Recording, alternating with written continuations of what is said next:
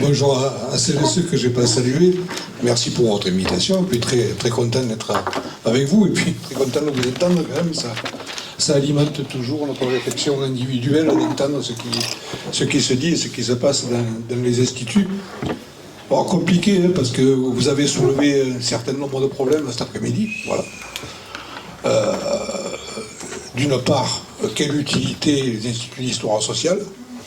Et au-delà de cette utilité, quelle cible? Quelle cible on a? Comment on fait passer les messages et comment nos travaux sont utiles au plus grand nombre? Réseaux sociaux, lecture, etc. Moi, je suis un fanatique de la lecture, hein, je vous le dis, voilà. Mais j'entends aussi que les réseaux sociaux sont une forme aujourd'hui de communication qui tape large, mais qui bien souvent n'approfondit pas. Voilà. Les réseaux sociaux seraient bien s'ils conduisaient à ce qu'on aille plus loin par la lecture et par un approfondissement de ses connaissances. On a tous le même problème, hein. Même quand on crée les conditions où on fait des multiples conférences au niveau national, c'est 40, 50 personnes, et encore parce qu'on les fait en visioconférence. Hein. C'est-à-dire qu'on en a la moitié dans la salle et la moitié à l'écran. Hein. Voilà.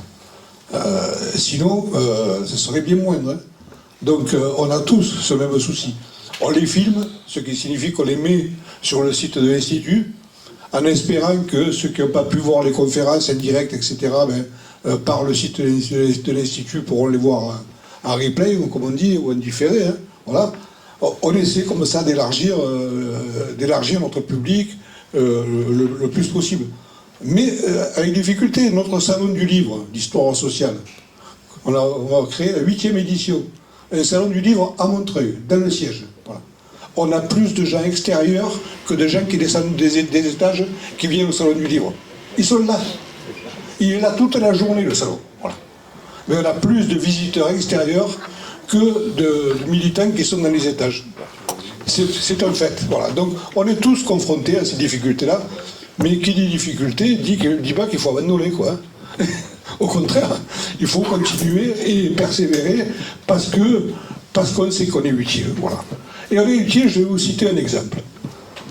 On a parlé là, soutien, positionnement pris par la CGT contre l'extrême droite et pour porter le NFP, mais parce que le programme du NFP portait un certain nombre de revendications. Il a fallu 2 CCN de la CGT en visioconférence pour que la CGT prenne la position. Hein. 2 CCN. Et dans le premier CCN, il y avait beaucoup d'orgas qui disaient prendre une position aussi nette et aussi franche, c'est compliqué pour nous. Mais ils ne le disaient pas à titre personnel. Ils disaient on a réuni nos syndicats et nos syndicats nous disent nous, on ne distribuera pas un tract de cet ordre-là dans l'entreprise. Pourquoi? D'une part, on risque de perdre les syndiqués. D'autre part, on va perdre les élections. Hein. Parce qu'on a FO, on a l'UNSA, on a la CFDT qui disent nous, on ne fait pas de politique. Et ce simple message, nous, on ne fait pas de politique, fait que tout le monde dit, ça va, quoi. Donc le syndicalisme n'aurait pas à faire de politique, quoi. Vous voyez un peu le recul en termes de conscience politique, quoi. Mais ça, c'est la réalité, quoi. Et là, on voit l'utilité qu'on a, puisque quand j'ai vu le premier CCN, le lendemain, l'IHS national sortait des notes, 4 notes à destination des UD et des FED, en expliquant d'une part la charte d'Amiens, parce que la charte d'Amiens était sortie comme le joker, quoi. C'est ça. Ah ouais, la charte d'Amiens, au-delà de ce qu'a dit, veut prône l'indépendance du syndicat, mais elle n'a jamais prôné la neutralité. Hein. Voilà. Et puis, dans son histoire, quand même, la CGT a régulièrement pris des positions très nettes et très tranchées, mais dans l'intérêt des travailleurs, pas pour porter un parti politique, etc., dans l'intérêt des travailleurs. Mais il a fallu sortir 4 notes pour expliquer à des secrétaires généraux du D qu'il va falloir qu'ils aient des débats dans leur syndicat, quand même. Hein. Voilà. Donc, ça, c'est... Et là, on se dit, bon, IHS, on sert un peu, peut-être, à quelque chose, quoi. Voilà. Mais, et on persévère. Concernant votre programme de l'année, le programme de l'année qu'on peut avoir, effectivement, il y a les 130 ans de la CGT. Mais je pense qu'en plus, les 130 ans de la CGT doivent être un tremplin pour les actifs, pour les organisations de la CGT, pour préparer le congrès de la CGT. Voilà. Parce que le congrès, c'est l'an prochain. Et je pense qu'à travers les 130 ans de la CGT, il faut qu'on crée des conditions de débat dans la CGT, à partir d'éléments historiques, etc., les conditions de débat, et de débat sur, sur les failles d'aujourd'hui. Hein. Parce qu'on parle idéologie, politique, mais on ne parle pas beaucoup de l'organisation, quoi. De l'état de notre organisation. Hein. Moi, quand au dernier CCN, j'entends que sur 603 000 syndiqués, il y en a 95 000 qui sont dans aucun syndicat, et syndiqués isolés. Comment on a une vie syndicale quand on est syndiqué isolé? Mais c'est pas étonnant que la CGT soit un panier percé, quoi. On fait 30, 40 000, 50 000 adhésions par an, mais de l'autre côté, on en perd autant. Et là, on a peut-être, nous, un rôle à jouer, quoi. Voilà. Sur l'histoire des organisations et des structures de la CGT, l'histoire des UL. Aujourd'hui, les UL sont les grands défavorisés de l'organisation. Hein. Voilà. C'est les oubliés de l'organisation. Pourtant, l'UL, c'est l'interprofessionnalisme en proximité, quoi. Voilà. C'est-à-dire que c'est le cœur de la CGT. Hein. Voilà. Et là, je crois que là, par exemple, ben, à travers ces débats qu'on peut avoir dans les 130 ans, etc., on peut avoir ce type d'échange et revenir un petit peu sur l'histoire qu'on a dit fort méconnue de la CGT pour regarder comment, au présent, mais pas pour refaire l'histoire, mais comment, dans l'histoire, la CGT a adapté ses structures, ses organisations, pourquoi elle s'est organisée, comment ça, etc., pour faire réfléchir par rapport au salariat d'aujourd'hui, quelle serait la CGT, l'organisation de la CGT pertinente qui réponde à ce salariat. Et c'est vrai que la CGT, dans son histoire, elle a bougé. Hein. Depuis les bourses du travail, depuis Fédération d'industrie, Fédération de métiers, etc.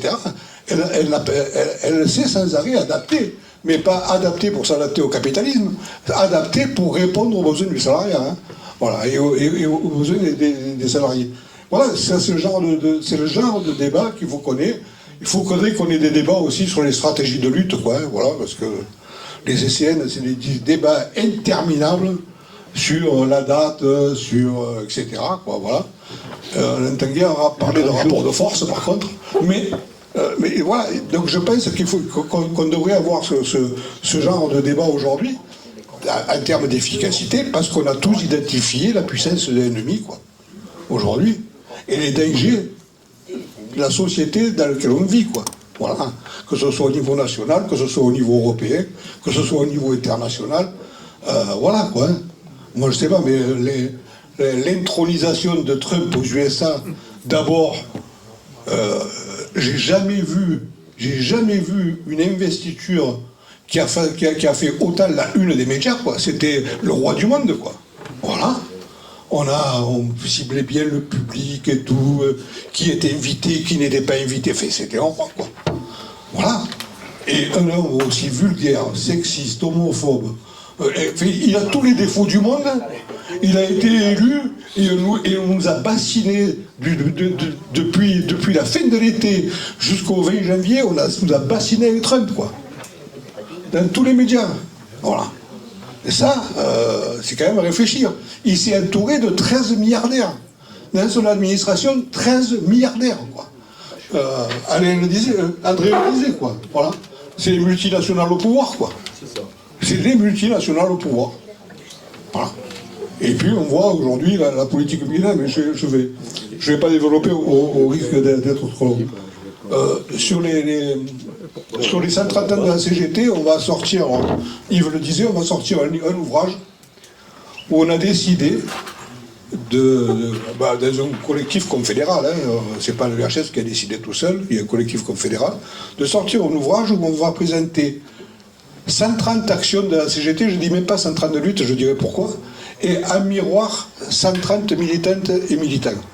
Et uniquement des militants de terrain, c'est-à-dire pas les grandes figures. On a choisi de dire, depuis 130 ans, c'est elles et eux qui font la CGT. Voilà.